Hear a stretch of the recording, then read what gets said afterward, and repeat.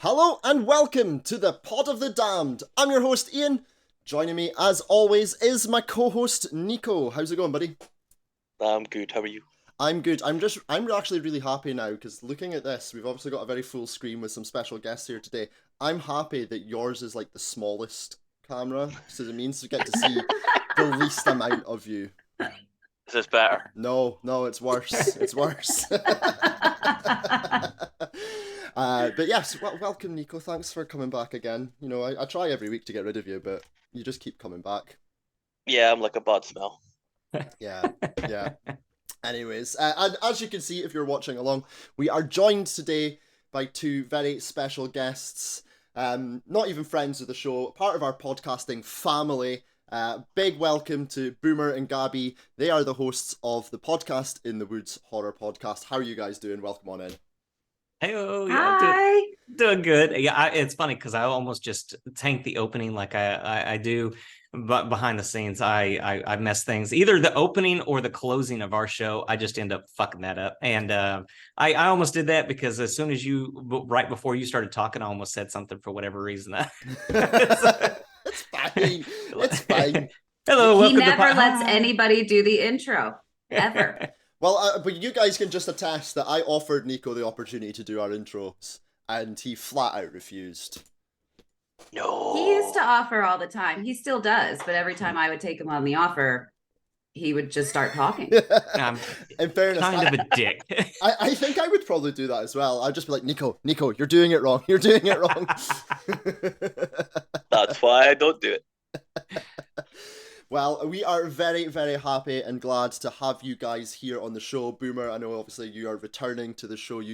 Last time you were here, it was Lost Boys the Tribe. Yeah, it's been a little bit. I know we've had scheduling issues. We try to have you on and things would come up, and then I would try to come on and work would call at the last second, like, guess what? Fuck your guest appearances. So Know that feeling. Absolutely know that feeling. But I mean, some people might beg to differ. Personally, I think we're doing a better movie this time that you're on, but some people might differ. I don't think it can get that much worse than Lost Boys the Tribe, although it's not bottom of our leaderboard. Shockingly enough, there is a movie we've done that's been rated lower than Lost Boys the Tribe, and that was Troll 2. which is not right. Which I know, again, a lot of people won't think is right. Gabby, this is your first time on the Pod of the Damned, so welcome on in. It is every bit as chaotic. Thank you. It is going to be every Thank bit you. as chaotic as it seems, but we hope you'll enjoy yourself. She's diving right into the deep end, like going streaming live on her first time. I know. That's the best way. Sink or swim. That's it. It's the best way. Because me and Nico, we sink every single week. Yeah. But so as I mentioned earlier, Boomer and Gabby are the two hosts of the Podcast in the Woods, which is an incredible horror podcast. Guys, do you want to tell us a little bit about it? Where can our listeners and our followers find you if they haven't already done so? Sure, yeah. So we are on all podcasting platforms. That is Podcast in the Woods, and we're just a horror show that loves the genre, everything from the silliest things that I end up subjecting Gabby to, although her revenge episode is coming up, and I don't know what that is. So it's a big surprise for me. It's good. She already tried it once this season with Paranormal Activity because I fucking hate that movie, and I was able to weasel my way out of that. You're not getting out of the next one, friend. But no, I'm gonna let her get her comeuppance at some point. But yeah, all major podcasting platforms. It's funny because we talked to one of our podcasting friends, and they described their show as kind of a meat and potatoes type of show, which is sort of what we are. We just kind of are flying by the seat of our pants a little while. And I say that we're right now at this point, we're a meat podcast because we're still trying to figure out the potatoes. We're less meat and potatoes, more bourbon and vodka. That's We're like the liquid diet podcast. I like that. Yeah. Can I join their show? Yeah, sure. If that's all it took for me to finally get rid of you, Nico, it's fine.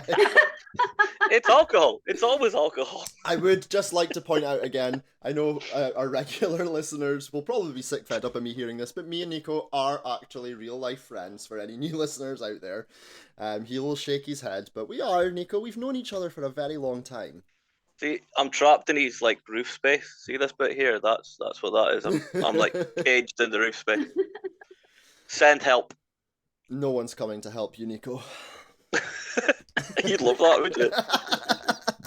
But Podcast in the Woods as well, you just recently celebrated a very major milestone as well. It was your anniversary.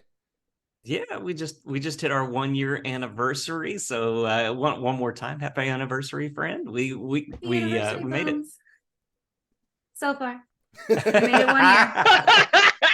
But 1 year is a major achievement. You know, I think for a lot of people, a lot of people don't really realize sometimes the amount of work and effort that has to go into not just starting a podcast, because just getting a podcast off the ground involves a lot of hard work, but to then maintain that for a year, you know, that's a lot of time, effort, and dedication. So, you know, it is a big major milestone, and congratulations to you two for making it to that one. And I have a huge newfound respect for Boomer and every other podcaster like ever, because we're getting ready. I did a little surprise for Booms for our anniversary. Ian, you know about it, I think. Yeah. And so I said, oh, I'll launch our YouTube channel and I'll edit and I'll put the whole thing up. And I've been editing this episode for a month. Jesus. And editing is terrible. So when people say podcasting is a lot of work, when you can't get to be the drunk, silly sidekick, it really is hard. I've latched onto a trick, and you know, use the liquid diet of podcasts. You know, our meat and potatoes podcast. We're the raw and unedited podcast, because that saves me that month's worth of editing. I literally I will do about 4 minutes worth of editing per episode, and it's literally just splicing in all the audio cues for the segments, and then you know what? Fuck it. That's all I'm doing. I think if we didn't edit, though, if Boomer didn't edit, I think half of the episode would be with my finger in the camera telling him how wrong he is about every single thing he's done in his entire life, and how every decision he's ever made is so wrong. So he has to take that out or I'll look mean. That's right. Yeah. I just, any kind of disagreement, I just edit that out. So it's just, and then I splice in like previous things from Gabby saying, Boomer, you know what? You're right about that. just that one little audio clip. You son of a bitch. Anyways, for everyone who is joining us, don't forget, we are a horror podcast that deep dives into a different topic every single week in our quest to create a leaderboard of the best and worst horror movies of all time. This is episode number 76, and in today's show, we are talking all about House of a Thousand Corpses. I am very, very excited to talk about this. Number one, whether you're a fan or not, it's a Rob Zombie movie, and they are always worth talking about. So I'm very, very excited to talk about this. I believe you guys went away, Boomer and Gabby, and sort of discussed which episode of ours you wanted to come on. What made you guys choose the House of a Thousand Corpses episode to join us with? Gabby, I'll let you take this one. Yeah. Yeah, we love it. We love it, and we do feel like we're in the minority. But I think that when we did our House of Thousand Corpses episode, I think we both brought up some really valid points. So it just sounded like fun to go and talk about it to another audience. So maybe we can spread our message of this movie is not bad. No, it's really not. I think I mean, obviously, I can't speak for Nico. One of the things, like we always say, that we do is we don't discuss our movies before we actually record our episodes, because I'm not really that interested in what Nico has to say. But but no, we like to be sort of surprised by each other's opinions sometimes, and I think we definitely have surprised each other with some of our opinions over the course of our previous episodes. So I am going to be really interested to find out what Nico thinks of this as well. If you would like to support this podcast before we get into the movie discussion, don't forget you can follow us on Twitter at Damn Podcast. We're on Facebook and Instagram at Pod of the Damned. You can watch us right here on Twitch, twitch.tv/Pod of the Damned. You can email us at podofthedamned@gmail.com, and you can subscribe to our Patreon, patreon.com/Pod of the Damned. That's the best I've done that in about 6 months, Nico. I feel like giving you a round of applause for that one. I'm actually sweating a little bit. So Nico, you are, as always, very, very familiar with our leaderboard of horror movies. House of a Thousand Corpses is the 72nd movie that we have covered on the podcast. Where do you think Nico is going to land on the leaderboard? So if I remember rightly, critics hated this. So that's going to take the score down.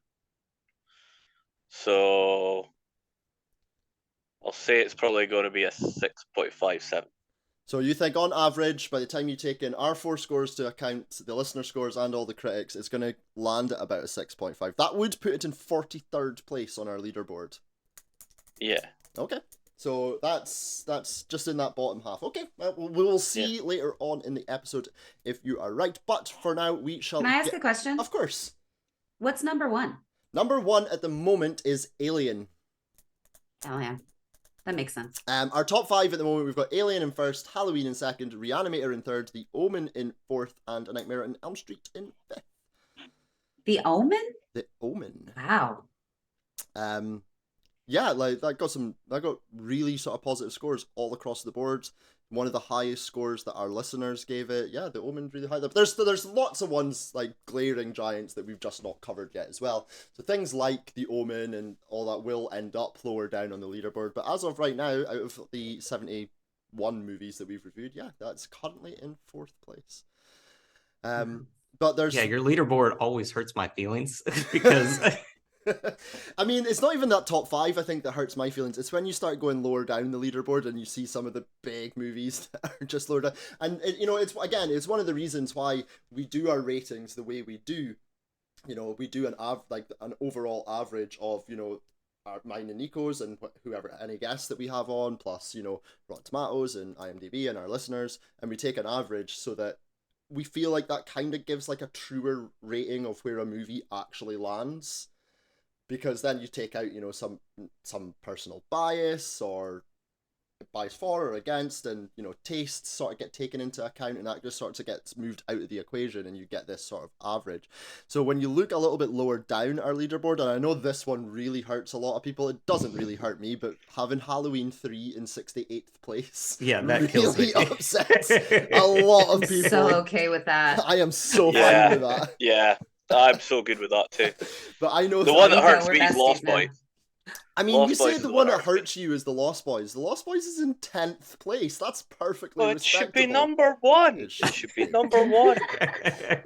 We do have a re-rating episode coming up. That's we've came up with this idea for our 101st episode that we'll pick a few movies each and we will sort of re-rate them.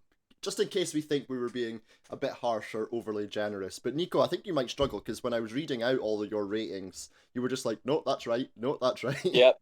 Yeah. So, I'm really struggling with it, to be honest. Well, that's I can't. Nico's give like, I'm good at what I do. If you were really good at what you do, Nico, we'd have more downloads. What?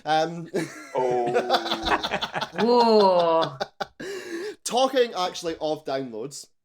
Again, I know I'm dragging this intro out a little bit, but tough. I would just like to say a big thank you to everyone out there who has been downloading us. I don't know what's happened this week, Nico, or if we've done something different, but see, this past 7, our download numbers have exploded.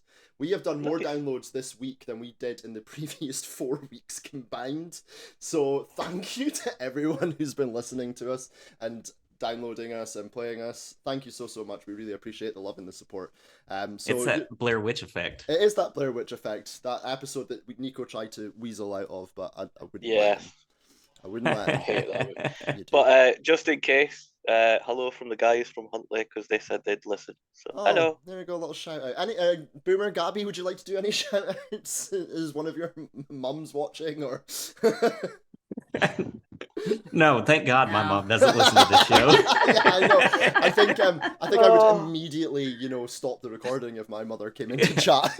I think the Hellraiser episode that we did would have scarred her for life.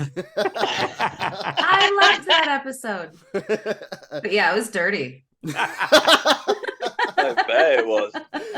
Nico's suddenly immediately going to rush out and find that episode. A little bit. Okay, guys, Anyway. let's talk about today's movie. Let's talk about House of a Thousand Corpses. This movie was released in 2003, was written and directed by Rob Zombie, and stars Sid Haig, Karen Black, Bill Moseley, and Sherry Moon Zombie. The IMDb plot is as follows. Two young couples travelling across the backwoods of Texas, searching for urban legends of murder, end up as prisoners of a bizarre and sadistic backwater family of serial killers. Where I sort of want to start with this isn't so much with House of a Thousand Corpses, but is a little bit more to do with Rob Zombie himself. Because this is obviously, I kind of alluded to this at the start of the episode. I was actually watching a documentary, was it last week, I think, for the movie 31, which Rob Zombie obviously, did as well. And one of the producers was doing an interview on that documentary, and when they were hiring for, production staff, one of the things they used to sort of encourage people to come and work on the project, because obviously it's 31, it's Rob Zombie, most of what Rob Zombie does is pretty low budget. They were convincing him that, it doesn't really matter how this movie actually turns out, you will be working on something that everyone is going to talk about. Because it's a Rob Zombie movie, and he's so polarizing in terms of a director that there are people out there that just absolutely adore what Rob Zombie does and adores his movies, and there are people out there who thinks that they are the biggest heaps of shit, essentially, known to man.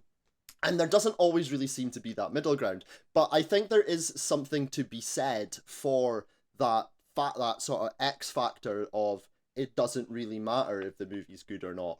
You're going to be part of something that's going to affect the horror genre. And do you sometimes think that that's actually better than actually making a good movie? I mean, the idea behind making a movie is having it be seen. So, I mean, yeah, I think that's great. Good for him. I mean, I consider myself a Rob Zombie loyalist. I love him. I hate most of his movies, but I watch all of them. Most of them multiple times I've seen. But a lot of his movies I don't even like. But if I hear that he's coming out with something new, sign me the fuck up. Yeah. Yeah. I would go along with that because, I sat there and I sort of looked down Rob Zombie's filmography, and I think I've still not seen The Munsters, so I can't really comment on that. Same. That's the only one I've not seen as well. And I was sort of looking down his list, and really, I think there's only three and a half Rob Zombie movies I like. Which, I mean, he's only done, 8 or 9 movies. So, I mean, I guess for me, that's almost a 50% strike rate, which is not too bad. But I'm with you, Gabby, as well. Like, if he's coming out with a new film, I'm going to go see that film. I don't know. Boomer, what do you think?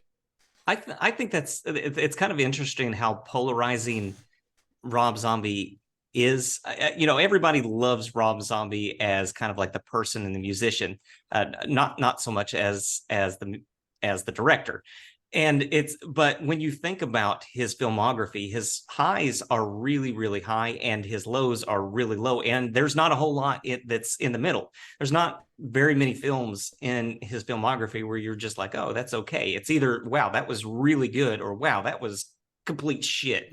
And so I kind of get that. And even though I love to see what Rob Zombie has in store, and I have supported and defended Rob Zombie, but that's mainly because of the movies that in his filmography that I love. But I can also understand why he's not a director that's from everyone. And I, to this day, do not understand why that he insists on writing and being in total control of the writing process, because I think that he has some really interesting ideas, but I don't think that he always knows how to flesh those out. And I know that we're probably going to get into it at some point, but he is not. His dialogue sucks a lot of the time, and so I kind of get that. But as far as like his visual flair and his eye for the aesthetics is amazing. I really find a lot of his films, even some of the Halloween film, or even the 2 Halloween films that he's done, that I don't think are the greatest films of the world by any stretch of the imagination. But I still think that there are things in there that are superbly done, and including the visuals in those movies. So yeah, he needs to rein it in a little bit. He needs somebody to kind of come alongside him and say, you know what, you don't need to put 4 motherfuckings into this, not not every character. You don't need to start out every movie with a wife beating asshole. I promise you that. Yeah. It doesn't need to be the case. No, I totally agree with you as well. It is one of those things. Even the Rob Zombie movies that are generally seen as being piss poor, there is so much visually. There's always visually stunning stuff in Rob Zombie's movies. Whether that's a character design, whether that's a set, whether that's whatever. There's always something really kind of strangely beautiful about what he does. Sometimes it's just a bit unfortunate that you have to go through the rest of the movie. Nico, where do you fall on Rob Zombie as a whole? So as I said, the only thing I haven't seen is Monsters. I'm the same as you, and it is right enough what you were saying that everyone's got like 3-4 movies that they like that he's done, and everything else falls by the wayside. But the thing is, see this one, he's even said himself, this is the one that he thinks is the worst out of all the ones he's done. Mm-hmm. So it's one of those things where I know people think this is the best one he's done, and I know folk that think 31, for example, is the best he's done. It's just, I personally think 3 from Hell is my favorite one. Oh, really? Wow. That's not an opinion I've heard. I think I know. anyone love that say. movie. It's just, see, that's my favorite. So shit, it's good. That's that you're so bad. It's okay. That makes a little bit more sense then. If that you're so bad, it's a good movie. I think for me, Devil's Rejects is Rob Zombie's best film. In terms of my personal opinion, I don't know, Gabby, what's your favorite? What's your least favorite one as well? What's like the bottom of the pile for Rob Zombie movies? Halloween 2. But I feel like that's everybody's. So if I had to pick a second least favorite, would probably be the Munsters. Okay. And my favorite, it's hard to answer. My favorite is House of a Thousand Corpses. The one that I believe is his best is Devil's Rejects. That's fair. Boomer, what about you? Honestly, I love Lords of Salem. I think that movie is basically a masterpiece. I think that he gets the best performance, and everybody is always complaining about him using Sherry Moon Zombie in every single movie. That movie is his most understated film. It's his most like visually appealing. The story in that is insane. And anybody that knows me knows I love something that is just a little bit witchy. And so that really, really appeals to me. But I think that he landed like everything in that movie. I know that there are some people that don't quite like the ending, but I think the ending is fantastic. It's almost a perfect film to me. As far as his least favorite, now you pick it's cliche, but you pick any one of those in the Halloween series that he did. One is okay. It's okay. But 2 is a big pile of dog shit. However, what I will say though, he will defend it every time. No. I will not. I will not defend that movie. But what I will say about that movie, and what I wish that movie is that first 15 to 20 minute cold opening where in the hospital that just turns out to be it was all just a dream, which which really sucks because that cold opening in that film is fantastic, where it's kind of plain. And I understand that he didn't want to do, because he basically did, except for the stuff that he added, a remake, a complete remake of the first movie. And so I understand not wanting to just follow the beats of Halloween 2. So I get that. But that first 15 minutes is incredibly entertaining and visceral and magnificent in Halloween 2. And then it just takes a hard right and goes right off the fucking rails to where at one point in there, yeah, you're having white horses and symbolism, for the sake of symbolism, and WWE star Michael Myers in that movie. It's crazy. It's actually funny you gave Lords of Salem as your sort of number one, because that's probably my least favorite. Oh no! I know there's just something about that movie. It's one of those ones I just can't really put my finger on it. It just doesn't land for me. Devil's Rejects is number one. It's a close tie between Salem and Halloween 2. Everyone knows how much I love the Halloween franchise, but if I could get a refund for the Halloween 2 movie, that would be great, because that movie is fucking horrendous. Nico, what about you? What's your least favorite? Yeah, it's the same. Halloween 2 is fucking awful. Like, it is just shit. Well, at least I guess we're all in agreement with something. I was surprised, because I know folk that actually like that. I would expect one of you to at least like it. I have seen a bit of sort of Twitter discourse over the past couple of weeks in support of Halloween 2. I think they may be blind and deaf though, so yes, something to that. I do have a friend of mine, Jay, and Jay's favorite, his favorite Rob Zombie film is Halloween 2. Jesus. I don't think they're really your friend. I think they just escaped. Which is what you're never going to do, Nico. There is someone out there now. There are people out there, and they could be right or wrong. It's fine. It's one of the things you sort of mentioned earlier, Boomer, when you were discussing. We were sort of talking about the dialogue and things of Rob Zombie movies, and that not every character needs to be at 100, so to speak. And this is a movie where every character is playing at 100. You've got Sid Haig absolutely chewing up the scenery as Captain Spaulding. So good. And Sid Haig for me is the absolute star of this film as Captain Spaulding. Like, he completely steals the show. Is Sid Haig, and by extension the rest of the Firefly family, are they kind of like the most... It's a bizarre thing to say, because they're absolutely horrific people, their characters, but are they kind of like the most likable villains? Except for Grandpa. Yeah, except for Grandpa. But the rest of them, like, you just can't help, or at least I couldn't, you just can't help but really sort of gravitate towards them. They're all so charismatic, and they're all so good at the roles that they play. We mentioned earlier, Sherry Moon's like always getting criticized for her performances, and Rob Zombie always gets criticized for putting her in every movie, but she plays baby Firefly really fucking well. Like, she's so good at it. And then to top that off, you've got Bill Moseley, who's this absolute giant of horror, absolutely eating it up as well as Otis. And then to top that off, you've got Karen Black in there as Mother Firefly, just being this overtly sexual but also kind of disgusting at the same time. Like, there's just so much going on with these villains. I don't think there's really another movie quite like it. I don't know how you guys feel about our sort of villains, but our villains in this are absolutely the stars.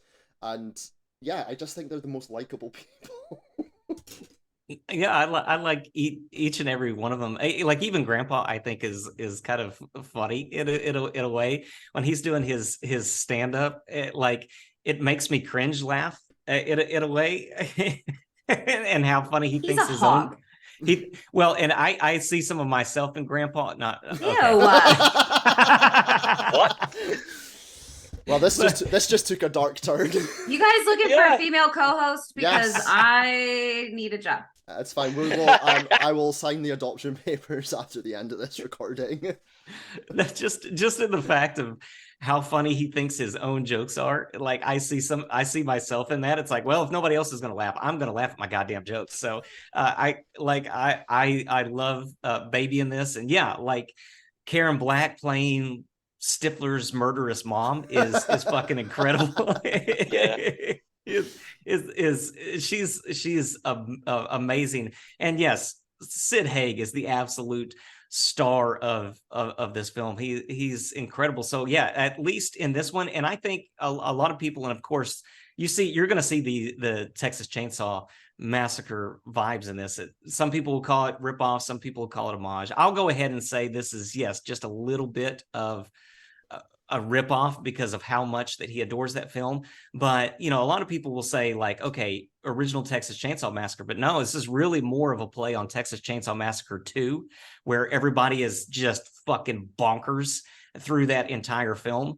And it's amazing, like, speaking of Bill Moseley, like how amazing of an actor that he is in this one and the Devil's Rejects, because he is just like uncomfortable and intimidating, malevolent, and you see interviews with him, and he's like the nicest, like most down to earth, like low key guy.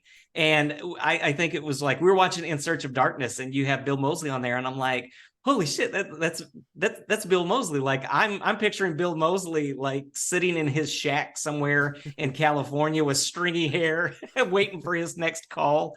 And yeah, so they are fantastic. I love the villains. You're right. This may be one of my favorite villain movies ever. It's funny because like when we're talking about Bill Moseley as Otis as well, you're absolutely right. He is all of those things, and it's, for me, it's his delivery of his dialogue. I know, again, we've said that the dialogue for Rob Zombie isn't always particularly great, but Bill Moseley just delivers his lines in this sort of really iconic fashion. And and this, and again in Devil's Rejects, it's probably why, for me, Three for Hell is my least favorite of this sort of franchise of movies, because I kind of feel we lose that a little bit in that movie. But in here, he's just saying these things, but he's saying them in this really grand fashion that's so memorable, and it's really quite quotable. And yeah, I just think it steals the show, and it gets to the point, however, when it comes to House of a Thousand Corpses, where there are too many people trying to steal the show. And I think overall, whilst we do love the Firefly family, I do think, especially here, because there's so many of them, one of the things I love about Devil's Rejects is it really trims it down to our sort of main three, and the three from hell. But here, there's so many of them that I do kind of think it starts to sort of pull the movie apart a little bit, because you're focusing on so many different people. I disagree. Okay. I think it adds to the chaos. I mean, I think it adds to the chaos. I think it adds to the nightmarish, surreal feel of the movie that, for me personally, the first time I watched it, I was like, okay, what is the ending going to be? Because this is going to turn out that this is something. It's not really what's happening. So I actually enjoy that everybody is competing for the main of the scene, because it just adds to the, wait a second, who's craziest? Who's the one I really have to watch out for? Who's the one I really, really, really have to keep an eye on? And I can't pick one, because they're just all too much. And so I actually like that. Okay. Yeah, I agree with that, to be honest. It's just utter chaos for the sake of chaos, and I just love that. Yeah. I think for me, what is, because obviously the sort of end point of this movie is Dr. Satan and Dr. Satan's sort of lair. And Dr. Satan!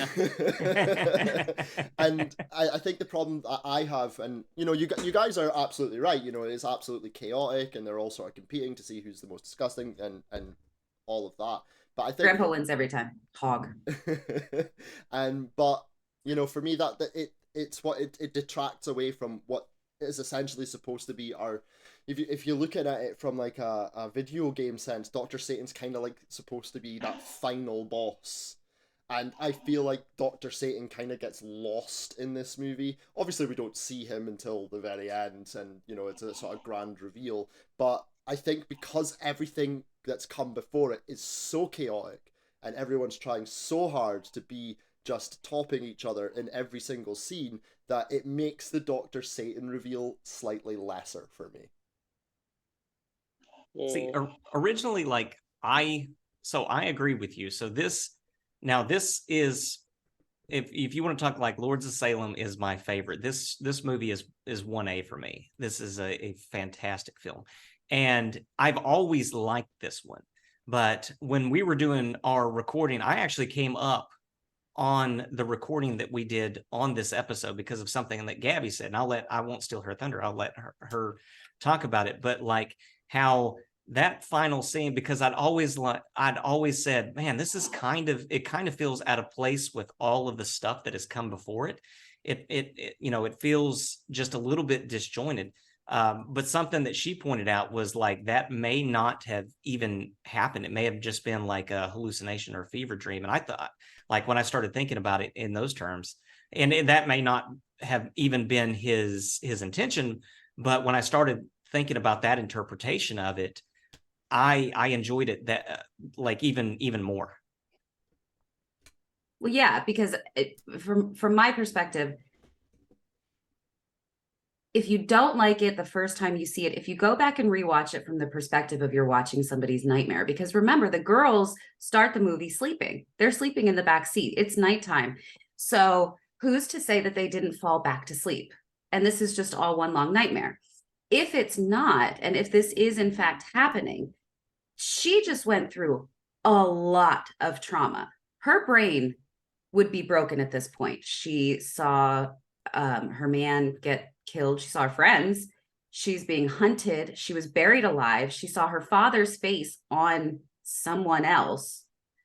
When they're buried in the coffins, when the coffins are lowered and they're buried, and then just all of a sudden she just falls out and she's down in this lair, and she goes into Satan's waiting room, or Dr. Satan's waiting room, and she goes into his operatory, and then she comes back out of the ground. To me, that never actually happened. That's what happens when your brain breaks and you're buried under the ground alive, because where does she come from when she gets out of the ground? She dug herself out. That's my perspective. So I actually like the Dr. Satan thing. I like that it wasn't really totally touched upon, because Dr. Satan isn't necessary. Dr. Satan isn't real. You know, that's just Spaulding's way of getting people out to the Firefly house. So that's all in her head to me. Which makes it way cooler. Yeah, I certainly wouldn't necessarily disagree with that, you know, perspective. I think that's a very interesting perspective. I think Krista in the chat also, she thinks that makes much more sense than anything else that's been discussed. So I think, you know, I think that's definitely, you know, a theory that would carry a lot of weight and makes a lot of sense, really. Nico, what do you think? I never thought of it that way. I'm thinking about it now, and it's quite a good way of doing it, especially since the coffin gets pulled apart by all those like things in there, you know. Yeah. I like it's though sort that of making more sense. Yeah. Sorry. No, sorry to interrupt you. I do like though that it's also a commentary not only on, yes, trauma and all that stuff, but also our healthcare system, because, you know, you go and you're talking to, or you stumble upon this psychotic doctor who is just experimenting on people and killing you and all this stuff. But even he has a waiting room that you're going to have to sit through to wait. And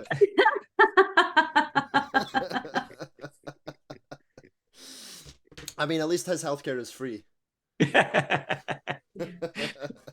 Yeah, but the waiting room also adds to the whole dreamlike feeling of it, that if Dr. Satan were real, he would have just killed the shit out of you. He wouldn't have a waiting room with the TV and the magazines, and, you know, it's just that's where it adds to the dreamlike quality of it, that yeah, you're dreaming because you're having a nightmare, but nightmares always have a little bit of reality in it. that's what makes your nightmare scary. Is this really happening? I don't know. Dr. Satan having a waiting room makes sense as part of a nightmare.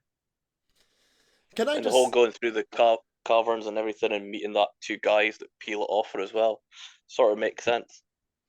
Yeah. Can I just say, out of all of this though, real or not real, Dr. Satan looks cool as fuck. Yeah.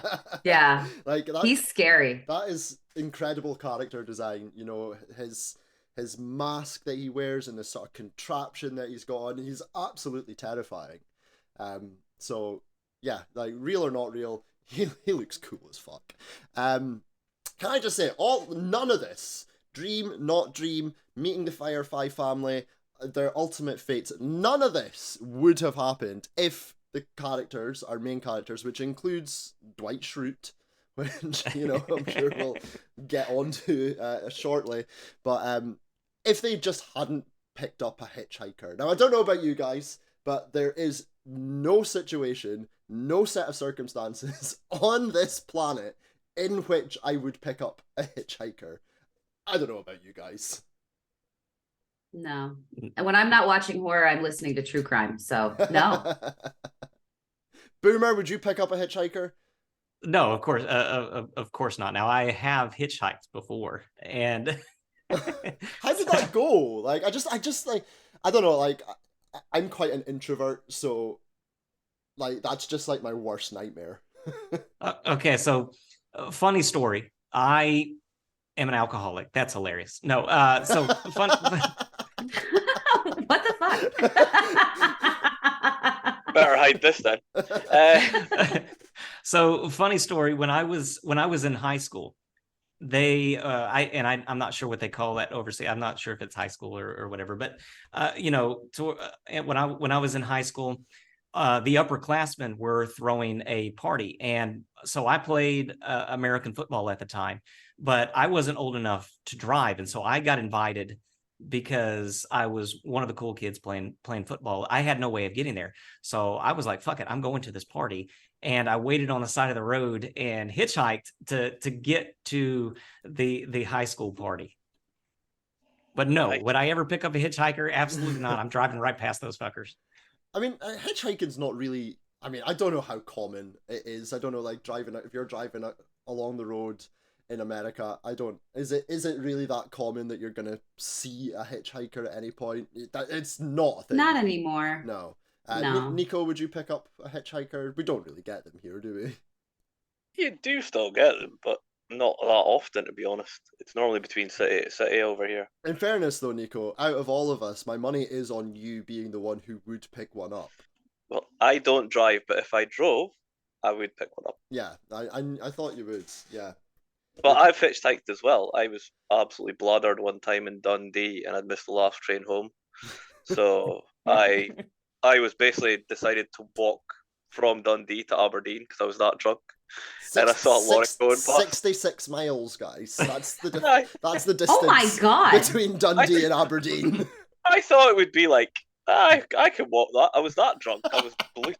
So I saw a lorry going past and stuff. The guy stopped. He's like, "Yeah, right, Lou." I was like, "No problem." I was like, what, 24-ish?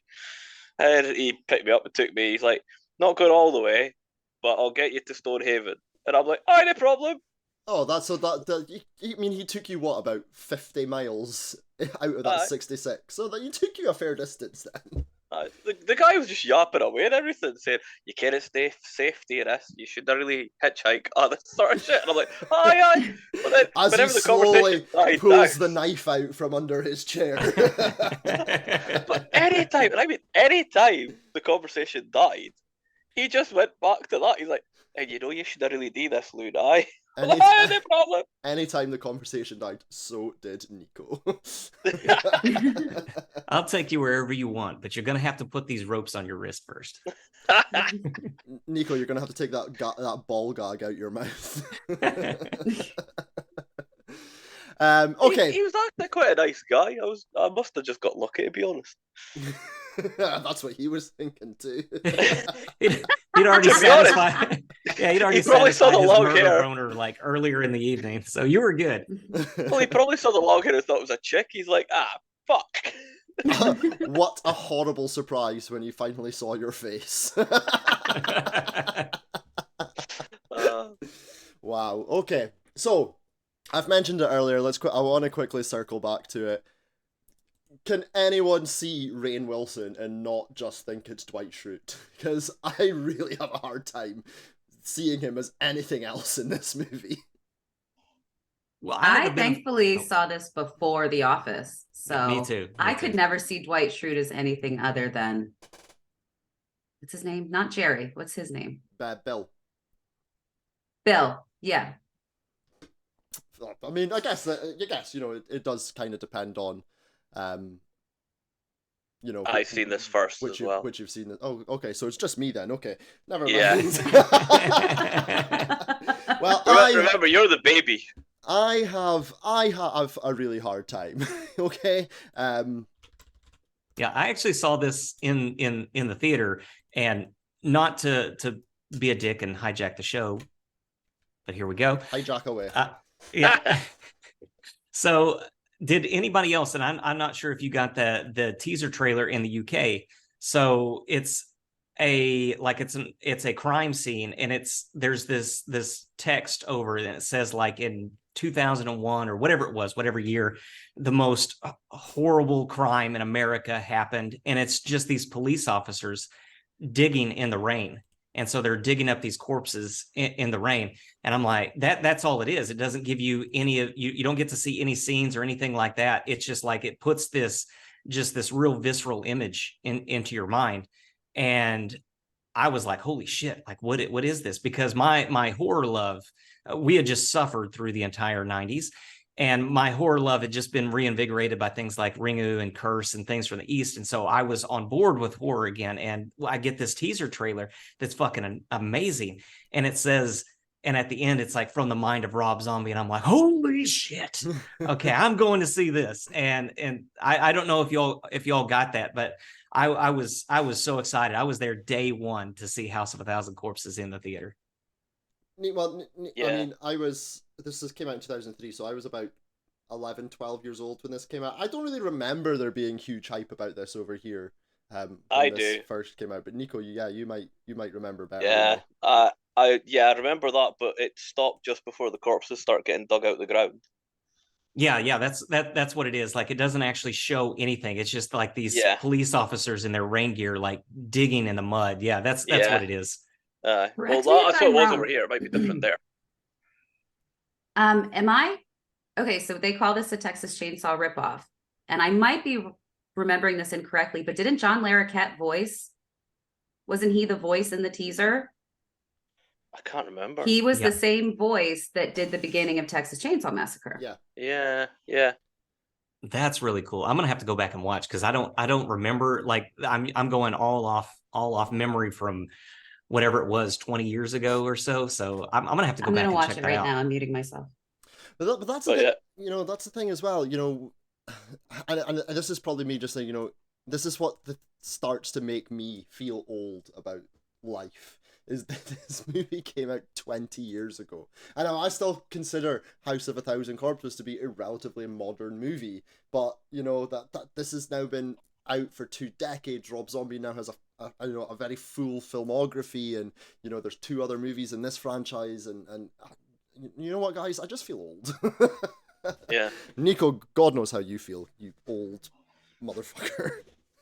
No, I still feel fine. But I think it's not really a Texas Chainsaw Massacre. It's an Ed Gein ripoff, because that's what they base both of it on, really.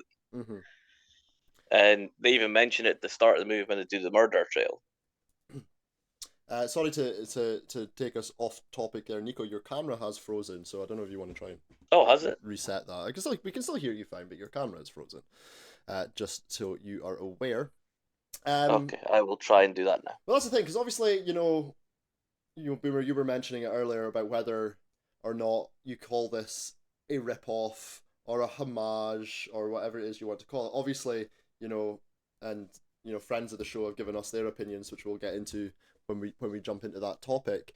Do we generally think that this is a rip-off? I know you were sort of leaning towards it's more of a rip-off than a homage. I don't really think it's that big a rip-off, to be honest. I think there's so much originality in this movie. You know, if we were talking for something that's shot for shot and just completely scene for scene, taking its inspiration from that, then fine, fair enough. You absolutely can see the Texas Chainsaw Massacre, influences, but I don't think this is a rip-off movie at all. I think this is a great homage to TCM and everything else that sort of referenced in this film. I don't know. Gabby, would you fall on that side, or do you think this is closer to being? I agree with you. Rob Zombie's a lifelong horror fan. You could see it in his music videos. You can hear it in his music. He talked about it before anybody even knew that he wanted to be a filmmaker. So I think that you talk about people that write and direct horror movies for horror fans. This, I think, was written and directed as a lifelong horror fan. Like it just took everything that he loved about the genre. Some people think that it's too much, but he took everything that he loved and he kind of put it together. So it's not really an homage to one specific film, in my opinion. It's just everything that he loves about the films that he's seen and the genre itself, I think, all come to play here, which is, to me, a beautiful love letter but this is to not even to us, the fans, to the films themselves and the filmmakers and the writers and I think it's great. I mean, it's one of the things that, for me, really sort of makes me respect Rob Zombie as a filmmaker, because, the majority of fans, the cameras went really funny there. I had two Nikos for a second, and I thought that was a disaster. That would just be a disaster. No, it's one of the things that, I really makes me sort of respect Rob Zombie, is the fact that, most directors, they're making something, they want it to be successful, they want people to like it, they're and all of that. Rob Zombie, and I don't know if it's maybe because he had and still does have a very successful career outside of filmmaking with regards to his music and everything that he's got going on.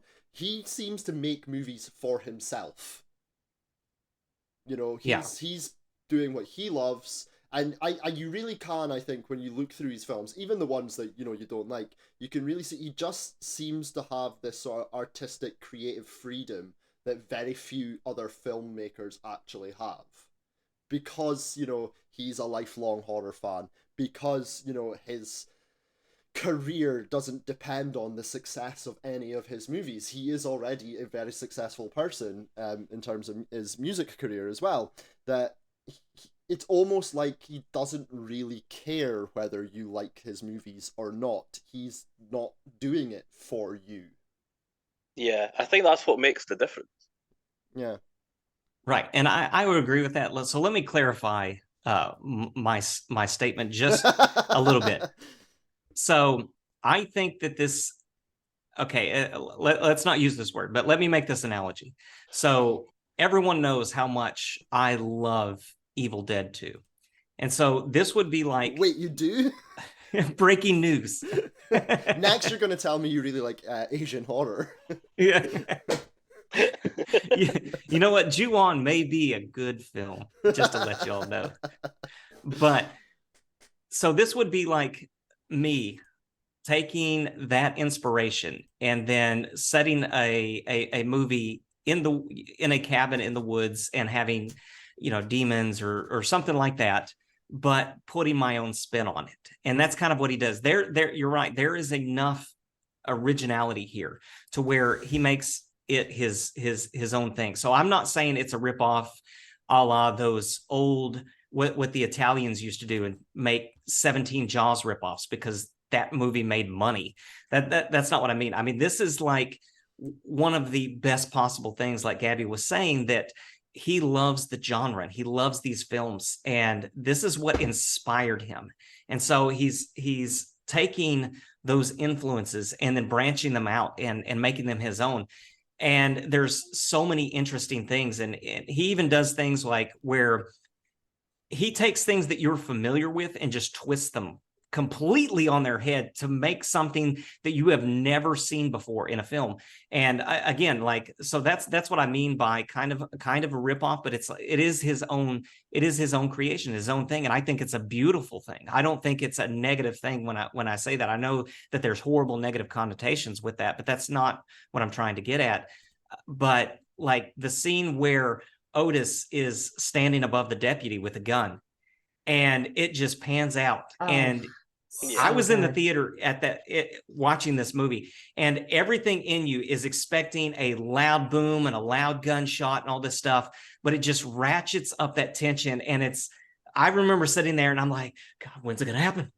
When's it going to happen? And I'm bracing myself, like I've literally white knuckled on the seat, expecting what I've seen in a million other horror films, for there just to be this loud orchestral sound or this loud thing and a huge gunshot. And it's just very muted. And all that tension is just released, and you just get this dopamine just dump. It's brilliant the way that he plays with your expectations and emotions. Like my emotions coming out of that scene were so fucked up. And it took me, it's so brilliant because it took me a second to even register that the deputy had died and to deal with that death in the movie because of how crazy that he played with my emotions in that scene. Yeah, that's one of the most beautiful death scenes I think I've ever seen. And the tension in it is just amazing. Just in a movie that is so tense and so nightmarish, that scene is the one that sticks out the most, as that's the scary part. Yeah. I think then you've got the exact opposite in it as well, when you've got them all tied up and they're acting like a bunch of hen party at a night out. Yeah. You know, when they're dancing around them. I love that about this movie, how you've got both ends of the spectrum, basically. Yeah. Yeah, well, I think it's one of those things as well, because this is a ridiculously tense film. Because this movie is so chaotic, you're constantly on edge. You never really know what's going to happen, and this film does manage to achieve something that I don't think a lot of films achieve. Because if you're in any other movie and you've got that sort of tension level that's just constant, because it's coming again, and it goes back to that thing we were talking about, because it's coming from so many characters, that threat, it's coming from Otis, and from Baby, and from Spaulding, and from Grandpa, and from Mother Firefly. It's coming from so many people, and I think if you're in any other movie with that level of tension and that level of sort of dread, it doesn't work. It lessens the movie, but for in this movie it works. And I don't know if it's a combination of the artistic style of the movie. You've also got things like the soundtrack that's in there. Rob Zombie uses a lot of his own music in this movie, which he didn't do when you go to Devil's Rejects. And there is a tonal shift, I think, between this and Devil's Rejects, which I don't know if we're going to discuss or not. It just works, and it's one of those things that sometimes. And I think sometimes, us as podcasters and people who review movies can sometimes sort of overthink, but there's something to be said about that factor that you can't really define. The X factor. Part of me just can't really define why it works so well in this movie. It just does, and I think as horror fans we're all the better for it, because I actually think all of those things combined, the craziness, and I know obviously I've got my issues with certain factors of that, but I think when you take this movie as a whole, I think we've got a really fucking iconic movie that actually should be better loved than it is. Because whilst there is those of us out there who love House of a Thousand Corpses and love Rob Zombie movies, I actually think that this one is very underrated by a large proportion of the horror community. For every one of us that loves this movie, there's about 12 who hate it. Yeah. And Well, see, no, carry on. Okay, well, see, this is why I'm a Rob Zombie defender. This is the brilliance of his direction in this film, because a lot of people, you're right, there are people out there that don't like this film, and you kind of touched on it, Ian, where you say like there's this absolute dread and tension throughout the movie, but that's really not the case, because Rob Zombie like knows when to ratchet up that tension and he knows when to pull back. Like for instance, the scene that I just said, or there's so much comedy in this film, and there's scenes like whenever they go through the Dr. Satan ride, it like just brings back memories of going to haunts and going through those things, and so it like there's scenes like that just kind of feel good, and you're like, oh, it brings back these nostalgic memories for you.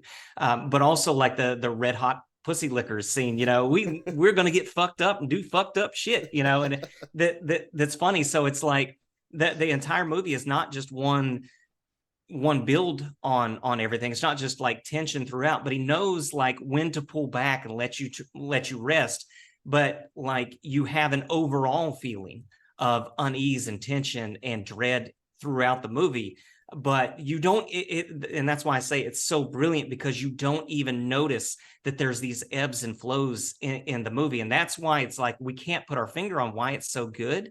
It's because the direction is so spot on and so tight in this movie, that like he's allowing you to go on this ride. You're going up the roller coaster and then you're down, and then there's those little peaks and valleys when you're just riding the little humps, and so you experience all those emotions without even realizing it. I disagree with part of what you said. The That's ebbs and not flows I surprising. don't believe are the ebbs and flows. I don't think that they're for relief. I find them to be more disorienting, because when you have scenes like you have with all of the kills and the chases and the just fucking with their heads, and then it cuts to something else, it's like, what the fuck am I watching? Did I skip something? Did I sit on the remote? Did I skip a chapter? Like what is going on here? I think it actually adds to the feeling of, oh, are we going to find out at the end that this didn't happen? That this isn't real, that this is something that's conjured up in somebody's head, that it doesn't make any sense. And there are movies that don't make any sense that you want to smash your TV, Halloween 2. And there are movies that don't make any sense that just become part of your horror heart, this one. Because once you get past, I've seen this movie probably, I don't know, 60 times.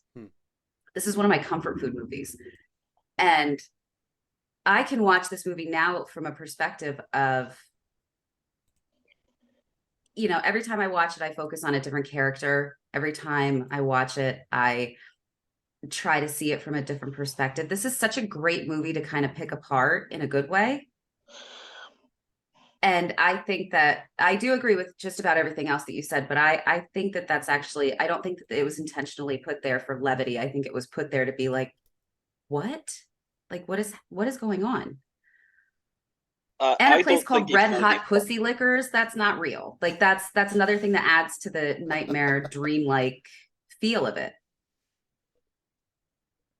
Yeah, because I don't think he meant to do that, to be honest. I think he was learning his craft. He's mashed like 3-4 ideas together, and it adds to the chaotic factor of the whole thing, and it puts you on tension. But that's what I think it is. Well, yeah, because when you then go ahead and watch The Devil's Reject, because The Devil's Reject is a far more refined movie than what we've got here in House of a Thousand Corpses. And to be honest with you, I think that's probably why you speak to most people, they will say they prefer The Devil's Reject to House of a Thousand Corpses.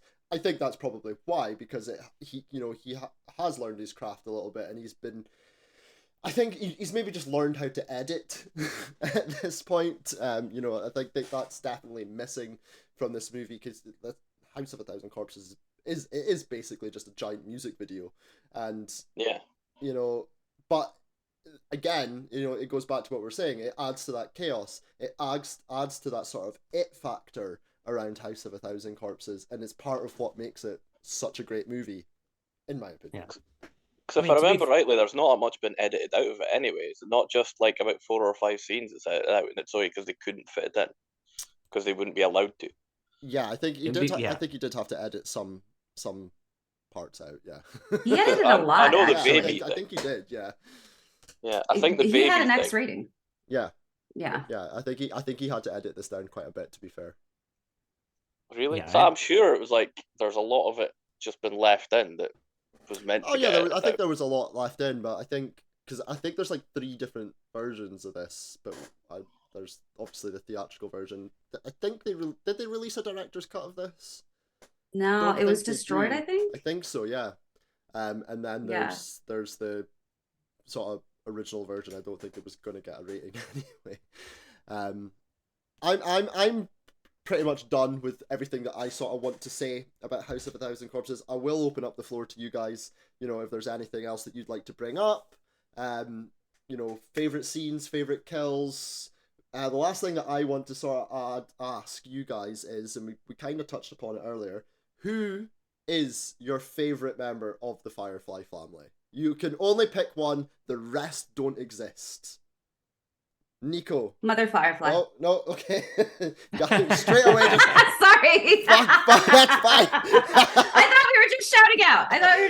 My fault. Why Mother Firefly? She's fucking cool. She is cool.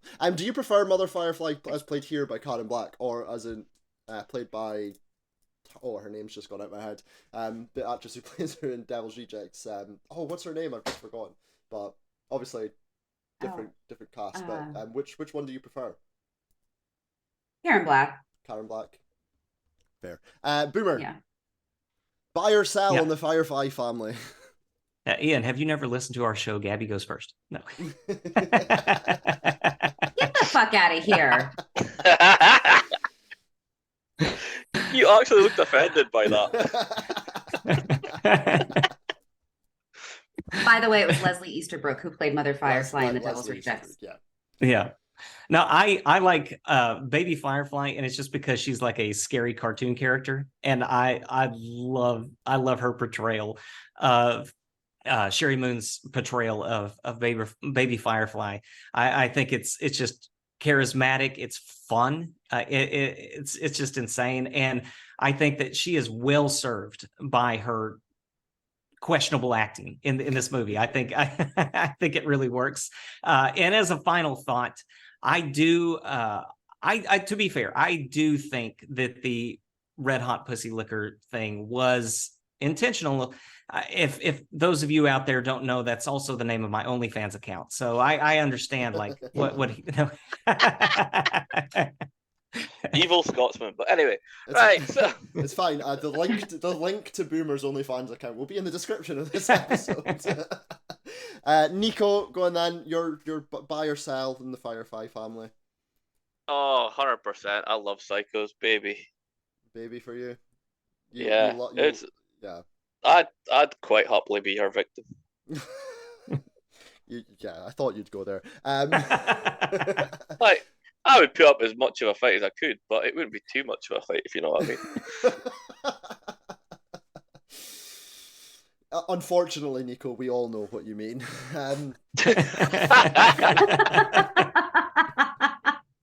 For me, hey, I would definitely enjoy that. Yeah, we got it. For me, like, I'd like Mother Firefly as well. You can invite her along. I'm really happy that you're still talking. Oh, sorry. I just got a mental image of the two of them at the same time. Yeah. You're still going. Yep, good. Alright, I'll shut up now. I'll drink my beer. Okay. For me, Captain Spaulding is my favorite. I think without Captain Spaulding, I think this is a far lesser movie. I think you need the levity that he brings. Otherwise, I think it does skew way too far off into sort of one direction of everything just being chaos and disgusting and horrific. So I really think you need that. Before we move on, I'll open up the floors to you guys. We'll go around. If there's anything else you want to discuss, anything else you want to bring up about House of a Thousand Corpses, Nico, have you got anything that you want to talk about? I like the fact that you say about Spaulding because, like, he's based on one of the worst serial killers of all time, and like one of the sickest, most disturbed individuals that you could get. And funnily enough, that's where part of the Thousand Corpses thing comes in, because he buried folk in the basement and all that shit. So yeah, I think they had to have him so funny that it worked that way. Yeah. Because if they made him serious, then that would be fucked up. Yeah, I mean, like he brings so much comedy to this movie, you know, that you know, to the point where, you know, the first time I was watching this, I was actually quite, I didn't even know that he was a villain, to be honest, like, because I liked him so much, you know, when you're getting that opening scenes, you know, when his store's getting robbed and he's just like, fuck your mama and fuck your grandma, and you know, it's just he's just so funny, and he carries that on into the Devil's Rejects as well. I think he absolutely steals the show from everyone. Everyone's trying to steal the show, but for me, Captain Spaulding does steal the show. So that's it for me. Gabby, anything else that you'd like to talk about? I agree with you about Spaulding. He is really great. Every character in this, it's shocking to me that nobody said Otis as their favorite. But I do agree with you. The first time I watched it, when she gets, you know, when she sees the car coming and it turns out that it's Spaulding driving the car, I cheered. I was like, oh, thank God. Because if anybody comes after her, we already know what he did in the beginning. Like, he'll take care of her. And when Otis popped up out of the back, I mean, that was just fucking genius. I mean, she didn't check the back seat of a convertible car. Like that's some pretty amateurish shit, right?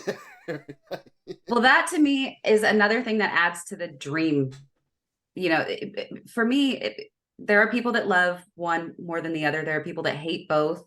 But I think something really cool between House of a Thousand Corpses and Devil's Rejects is you have the vivid colors, you have the over-the-top kills, the over-the-top personalities, Baby and her ridiculous laugh, Mother Firefly trying to fuck you before she scalps you, Otis with his baby in a jar, and Grandpa Pig, and you know, all of these things that happen, and it's very vivid and it's very bright, and it does remind you of a music video. It's very surreal, and dreamlike. And then you go into Devil's Rejects, where it's very gritty and it's very, very basically shot. There really isn't much beyond the practical effects of the kills. There's not really a lot of vivid, bright colors. This is, you know, harsh desert sun, sand, dirt, grime. That's their reality. So when you look back at House of a Thousand Corpses, yes, Sherry Moon Zombie, she's not the greatest actress. We get it. But I do agree that her acting in House of a Thousand Corpses, the over-the-topness, the badness of it works. And I think that she wasn't that bad in Devil's Rejects. I mean, in my opinion, but then, you know, her voice changes. She's not as giddy. She doesn't laugh as much. You see her in the first film as this over-the-top, born to psychos, raised by the psychos, became a psycho in her own way. She has her own things that she enjoys doing. And then we go into Devil's Rejects, and then it's kind of, this is actually what it's like, what she would be like, having been raised and lived with all of these people and done the things that she did, probably starting from a very young age, if not doing them and participating in them, at least witnessing that. And so when you put the two together, I think that if people kind of had just a little tweak their perspective on House of a Thousand Corpses just a little bit, I think that people would appreciate it a little bit more. Yeah, I completely agree. Yeah. Boomer, anything for you to add before we move on? Yeah, and I love that, how Gabby pointed that out, and the kind of the dreamlike aspect and how her character changes in between film, and we get, you know, something surreal in this one, where in the Devil's Rejects it's a lot more grounded and gritty, and you know, so I love her take on that. And like I said, that's why, you know, I've always liked this film, but it bumped it up for me. And you know, we've talked a little bit, danced a little bit about the ending, and I love the ending in this film. And I also like the thought of Otis like under a blanket in the floorboard in the back of Captain Spaulding's car, just be like waiting for her to, her to get in the car. I really hope Bill Moseley was actually doing that. Bill Moseley is such a great guy that he was probably just laying in the back seat. And when the actors came up, he was like, yeah, you're doing great. Like, yeah. But yeah, like I'm watching so many horror films. I was not distracted from the fact that Captain Spaulding was a bad guy in this film. And so when she pops up and she's in his car, I'm like, it's gonna happen. It's gonna happen. Yeah. And then he pops up and I'm like, yeah, that's what I wanted. I like the ending with a question mark on it as well at that point. Yeah. Yeah. I think one of the things that it's worth just sort of mentioning as well. I know Nico, you sort of stated it as your favorite. We've talked a lot about differences and comparisons to be made between House of a Thousand Corpses and Devil's Rejects, but we really haven't talked about how that then goes and progresses on to Three from Hell.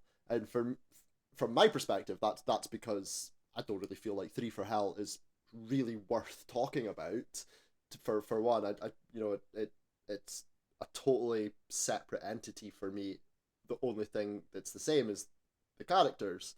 I just don't feel really that it's actually a part of this franchise, and kind of completely I think Three from Hell kind of totally loses everything that I love about Corpses and Rejects. So I don't know if you guys have any thoughts about Three from Hell as being part of this franchise as well before we move on.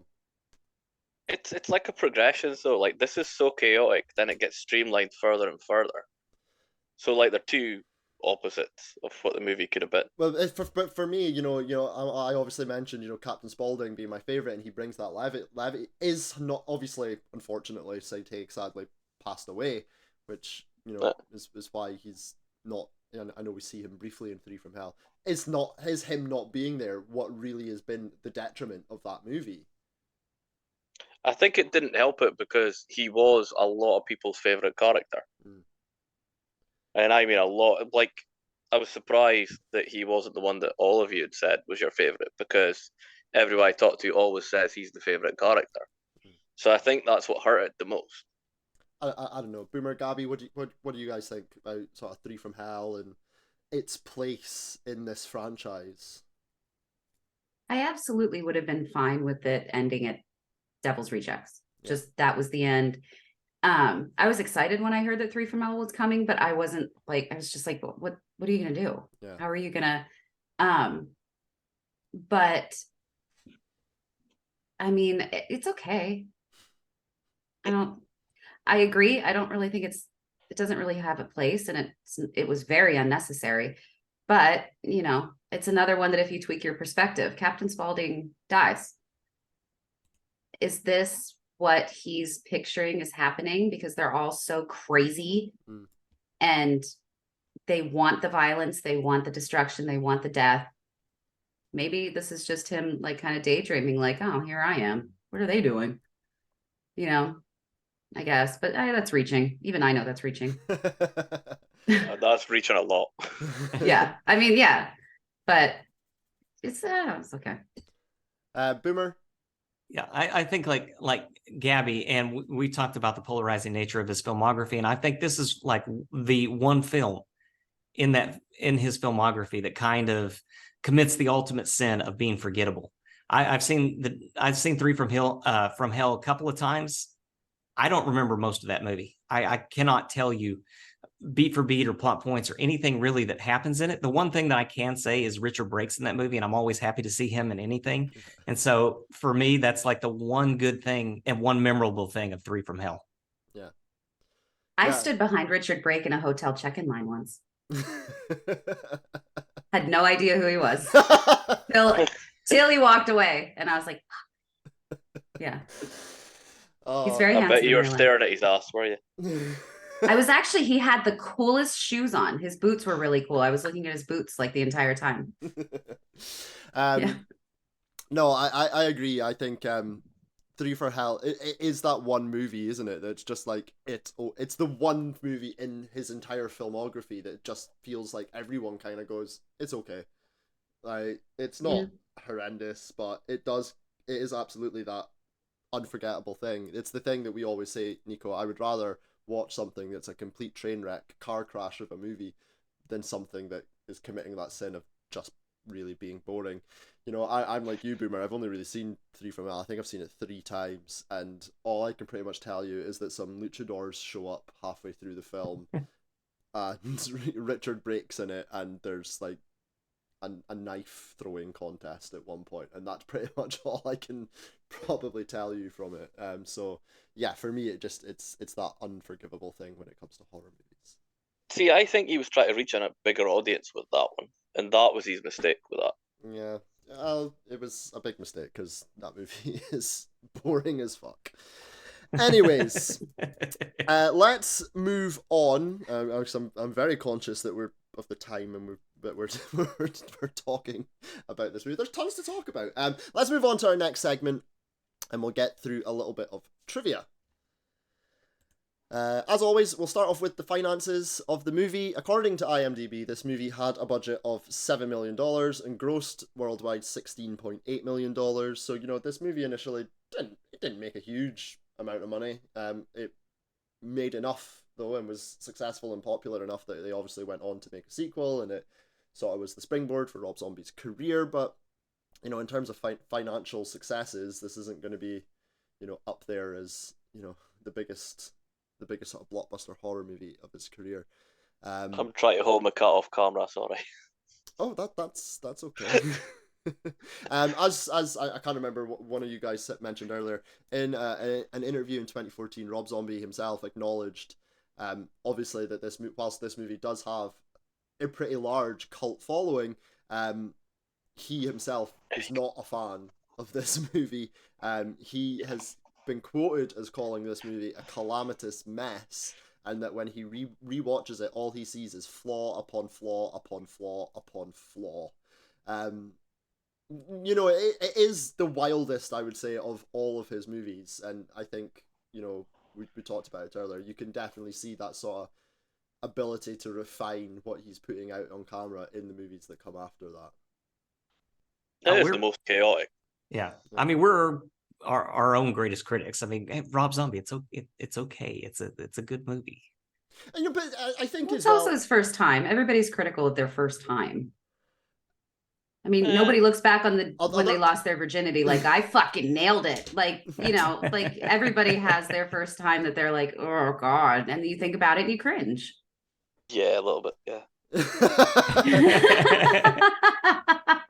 But I think it also brings a little bit of humanity to Rob Zombie as well, because he is this sort of, he's almost this sort of mystical person himself. You know, he's got he's a very distinctive look. He's got this music career. He's this sort of horror. The movies he creates is kind of wild. It's kind of nice to hear that he is very grounded about what he does as well. You know, I think that brings an element of likability to him. So, Rob Zombie said how, amongst the footage that was in his infamous lost rough cut that we sort of mentioned earlier on, he had to cut for the R rating. There was a lot more violence and disturbing scenes with baby Firefly, in which she showed more necrophilic tendencies. I know that one. Yeah, I thought you might, Nico. That's why, you know, she's your favorite, right? You know, there's scenes where she's kissing skeletons and, you know, sort of touching herself up, and there's a lot more graphic and longer scenes in which she sort of climaxes. Yeah, it's meant to be masturbated with a hand. That's basically what you're trying to say. Funnily enough, the ratings. What part of the corpse? The hand. She's meant to masturbate with the hand. Yeah. Yeah. I thought you meant that she was like riding a dead guy. Oh no, she does that too. But yeah. Oh, she does. Like, oh, okay. Yeah, but she's meant to just basically get herself off with a hand. Is basically what's described as. But shockingly, the MPAA, they weren't a fan of that, and so that needed to be cut. Oh, no one can with a skeleton hand. What's wrong with that? Otis and Baby's bizarre rants during the home movie segments were inspired by the Charles Manson as well. You know, we've obviously mentioned Ed Gein and how this is heavily influenced by other sort of serial killers. It's, you know, scenes influenced by Charles Manson. The man who reads the news about the missing cheerleaders on the TV, that's actually Bill Moseley, who's doing that as well. We've already mentioned, of course, that Karen Black is replaced for Devil's Rejects. I think it was a salary dispute. I think it was a pay issue, I think, that meant she didn't return for Devil's Rejects as well. Yeah. And we've obviously heavily mentioned Texas Chainsaw Massacre. Well, Tobe Hooper was a big fan of this movie when it was first released. He, as a result, offered Sherry Moon Zombie a supporting role in his upcoming film at the time, Toolbox Murders, because he loved her character of Baby Firefly, which she initially turned down. She said she didn't have any desire to be a full-time actress and only appears in Rob Zombie movies. But she did obviously eventually do it as a personal favour because Tobe Hooper and Rob Zombie were friends. But she has not appeared in any other film that's not been directed by Rob Zombie since. And I think that's kind of cool as well, that she's just like, no, you know what? I'm happy just, being in his movies and his movies alone. For husband only, yeah. Mm-hmm. She's a one-man woman. One director woman. Well, two. She had that one slide. But she's mate, so it's fine. Does anyone else have any other bits of trivia that they happen to know off the top of their head before we move on and give our ratings for this? Anything that anyone would like to bring up? The only thing that he never filmed was the sun at the start. Everything else in it, it's no stock footage, nothing. He did it himself. Yeah. I know that. Oh, Rob Zombie played Dr. Wolfenstein's assistant. It's a little bit of trivia. And it was filmed. Yeah, and it was filmed at the location of the Best Little Whorehouse in Texas, if anybody's ever seen that movie. Love that movie. And during filming, actually, it was on the Universal Lot tour. So while they were filming this movie, there were like group tours coming through that they would have to stop and wait, and they would come, That would be fucking cool though if you were on that tour. Yeah. Oh, here they are just filming corpses, Yeah. And another thing I think is interesting about this movie wasn't hugely well received, but he had his own attraction at the Universal Halloween Horror Nights when this movie came out. So it made enough of an impact that they were like, here, make something. That would have been so fucking cool. I love those tours, by the way. Yeah. Again, that's it. That's what we're talking about. When it comes to Rob Zombie, is going full circle right back to how we started the discussion. It doesn't really matter at the end of the day now whether Rob Zombie makes a good or a bad movie, or a movie that's well received or badly received. We are going to sit and talk about it. We're going to watch it. We're going to go see it, and it's going to make an impact whether you like it or not. And I think there's something really to be said for that. I don't really think there is another director out there who has achieved that. Personally. Anyways, let's move on, and we'll get into our final segment of the podcast, and we'll talk about our ratings and our reviews. As always, we'll start off with the critics' scores. IMDb rated this movie a 6 out of 10. Metacritic scored this 3.1 out of 10. Nico, I'll let you have a wee guess at what you think the Rotten Tomatoes critics and audience scored this movie. Well, I know the critics hated most of these, so I'm going to say 12, and I know audiences quite a lot hated it as well, to be honest. I'll say 40 odd. Boomer, Gabby, I don't know if you guys have looked up the Rotten Tomatoes scores. If you haven't, would you just like to have a guess, hazard a guess at what you think the scores are? I had no idea it was received that lowly, so because I've never looked up any of the scores on this. So I've not looked up either. I'm just guessing. Yeah, I'll say for the critics, I'll say 42, and for the audience, I'll say 51. Okay, Gabby? 21 from critics, 48 from audiences. Wow. Gabby, you're absolutely spot on for critics. They scored at 21% rotten. Swear to God, I didn't look that up. 21%. That is low. That's so low. The Rotten Tomatoes Thank you, audience. Nico. The Rotten Tomatoes audience scored this 65%. So they were much more well received by the audience. But yeah, 21%. Critics' consensus: there's an abundance of gore in this derivative horror movie, but little sense or wit. Yeah, when I said 42, it was I cut out a bit, and I said 42 divided by 2 is what I said. What do critics know, eh? As always, we throw it out to you guys who are listening, our listeners, our followers. We ask for your scores and some of your opinions of the movie. We'll read just a few of them out. Crow Studios gives this an 8 out of 10. It's a mess, but a fun mess. That's a pretty good way. Our friends over at the House That Screams podcast. This movie is so overrated. 2 out of 10 for me, because it's very telling when someone basically samples or rips off all the movies that inspired him. Exactly what he does with his music, but it's done better in his music. That's scathing. Yeah. Hi, Candy. Alaska Girl 88 says, the first time I watched it, I gave it a 5.5. After each rewatch, the score goes up till I got to a solid 8. Jiggy's Horror Corner says, this is a movie that I've shifted significantly on. The first couple of times I saw it, I probably would have given it a 6 at best, but with the recent revisits, it's now hovering around an 8.5. Joe Muldoon gives it an 8, probably Zombie's best feature, some really great scenes thrown into the mix. And finally, Dale Cooper gives it a 3 out of 10, and it ages like milk. So that's how there's the polarizing. What I find quite interesting, actually. Does Shira want to give her her rating as well? You not hear her. I'm stopping her. She's shouting at me. We can hear her. It's fine.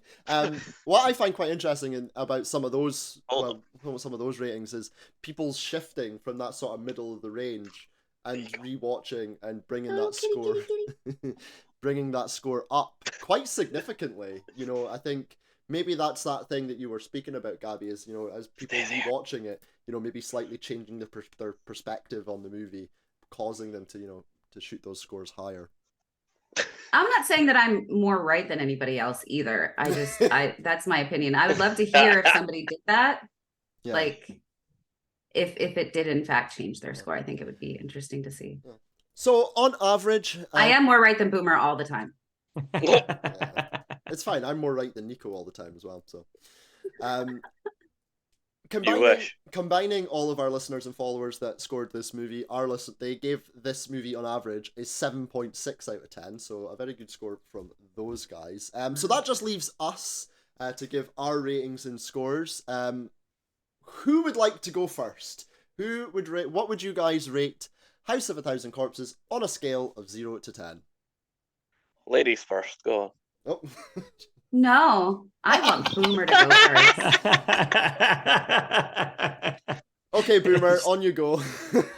All right. The sarcastic son of a bitch will go first, and I am going to remain consistent. I know that you guys do not give perfect scores, but I do. And this is one of those movies because I rate on enjoyability. So a movie, I don't know of a movie that is in existence that is technically a 100% perfect, flawless movie. I mean, there may be one out there, but I haven't seen one. But I just rated on my enjoyability, and there is nothing that this movie does wrong for me. And so I'm going to go and remain consistent on what I've said. I came up on the movie when Gabby and I talked about it. It's a 10 out of 10 for me. Okay. Cool. Gabby? I agree with Boomer. I have my own little rating system. I rate on rewatchability. I rate on being able to pick it apart and still enjoy it. I give it a 10. I love this movie. Okay. Nico?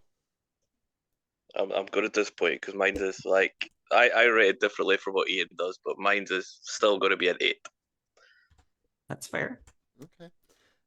Well, I am also going to give this an 8 out of 10. Nice. I really enjoy this movie. it's a movie I've enjoyed since the first time I watched it. I haven't really moved. I haven't really shifted my opinion of it. I've always thought it's that level of movie. The reason I think I drop a couple of points is because I still think it's a bit of a mess. You know, the criticisms that I did have, although there are not many of them, and I do just think that Devil's Rejects is a better movie overall. So for those reasons, I'll give Corpses an 8 out of 10. But it's just sorry. Yeah, the reason that I dropped points was pretty much because, yeah, it's a bit chaotic. It's his first movie. It is basically just a long music video, like we said before. And I would have liked to have seen the director's cut, to be honest. I'm not going to lie. Yeah, I think so.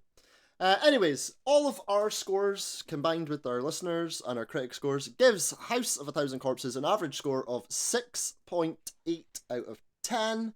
It means it is in 38th place on our leaderboard of now 72 movies that we have reviewed. It's got the exact same score as Event Horizon. There you go. I love that movie. I love that movie too. You know, that might be quite a fun little double feature, you know. Aye. Yeah, it would. Be a bit fucking mental, like, but It would. So yeah, 38th place. twist your melon, that's for sure. Nico, you were pretty close with your prediction. You'd said what 6.5, and it finished up on a 6.8. So yeah, it's just because I knew the critics hated it when it came out. Yeah. Which... I remember the critic I always used to watch, and the one I liked the best was the one that was on BBC Two, and he was like, he hated it. Yeah. He shot it from a great height. Yeah. Well, you know, again, what do critics know? Anyways, that is going to do it for the podcast section of this stream. So I will say thank you to you guys for joining us in just a second, give you guys a quick chance to get out there. If you guys can stay on the line though, because we do have our Controversy Corner segment to do for our live audience and for our patrons. But thank you to everyone for joining me. Thank you, Boomer. Thank you, Gabby, for joining me, taking time out of your busy schedules to come on the show. It's been an absolute pleasure having you guys on. Would you guys want to remind everyone where they can find Podcast in the Woods, what you've been working on, what have you just released, what's coming up? Sure. So, yeah, Podcast in the Woods, like I said, you can find us on all podcasting platforms. We just released our 1-year anniversary special episode of Evil Dead 2 for our first episode ever together officially as a podcast. Gabby and I covered her favorite horror film. And so at the 1-year anniversary mark, and that was Hell House LLC, of course, again, like my Evil Dead love, everybody knows that has listened to us, her love of it, Hell House LLC. So we did Evil Dead 2. We've got a very special episode coming up. We just did an interview with B. Harrison Smith, so that will be coming in the very near future, and that was a lot of fun. He's a very opinionated individual, so you're gonna get a treat listening to that one. But he's super nice. He's very, very nice, very knowledgeable, and it's really, really interesting getting to talk to him. But we are on Twitter and Instagram at Woods Podcast 1. You can download the Slasher app, and Gabby mostly runs that. I say mostly. Gabby runs that one. I never get on there because I can't figure that shit out. But you can download the Slasher app and search for us at Podcast in the Woods, and you can talk to Gabby on that. We also have a Patreon, and that is Woods Podcast, and we appreciate all of the listens and all the support. We love you guys. We also have a Facebook page. Go to Facebook and search for us. Told you every time. We also have an email address, podcastinthewoods1@gmail.com. Did I get it right? You did, yes. We have lots of shit. There is lots of shit out there. And the soon to be naked in the woods, because I'll easily do that with you, no problem. That's fine by me. There's going to be no naked in the woods, Nico. Nico, where can people find our show? They can find it on the things you're just about to tell them. Okay. For everyone, all the links that have just been said by Boomer and Gabby, they'll be in the description for this episode. Please go check them out. Like I said, check out their 1-year anniversary show. Check out all their shows. Even go back way to the beginning when I was on that show, and we discussed, was it Pieces we discussed? We discussed Pieces, and oh shit, what was the other one we discussed? I can't actually remember what the second one was. All I remember was Boomer. You're next. You're next. Is what but yeah. Boomer made me watch Pieces. But yeah, check out the interview they've got coming up with B. Harrison Smith. Nico, you'll remember we had B. Harrison Smith on here a while ago.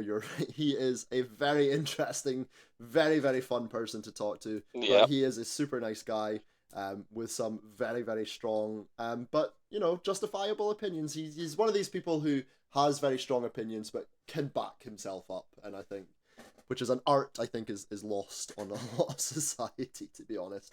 But if you would like to support this show, don't forget we're on Twitter at Damned Podcast. We're on Facebook and Instagram at Pod of the Damned. You can email us at podofthedamned@gmail.com. You can subscribe to our Patreon, which is patreon.com/Pod of the Damned. And you can also follow us here on Twitch, twitch.tv/Pod of the Damned. Nico, I hope you're going to remember that for next week. Yeah, that was perfect. You did every single one correctly. Well done. Thank you. Round of applause for you. Thank you. Yeah. Up next on the show, it's funny you mention your Evil Dead 2 episode because we're talking about Evil Dead Rise. Yep, I'm excited for that one. I cannot wait. I'm very much looking forward to that. It's the one franchise that we do out of order, which really upsets me because we always do it. I'm just like, I'm very OCD about these things, and I have to do the franchise. Like, I have to do the first movie first. We have to review number 1, then review 2, then review 3. But Nico just threw a spanner in the works a couple of months ago and was like, I want to do Army of Darkness. So I was like, well, fuck it then. So we're doing... I didn't meet much resistance, to be honest. You never put up much of a fight. It's pointless trying to fight you on anything, Nico. Exactly. Anyways, at least you're learning now. Yeah. Anyways, thank you once again to everyone for joining me. Thank you, Nico. Thank you, Gabby. Thank you, Boomer. And don't... Thank you for having us. No problem at all. And just remember, until next week on the Podcast of the Damned, you're damned if you do, you're damned if you don't.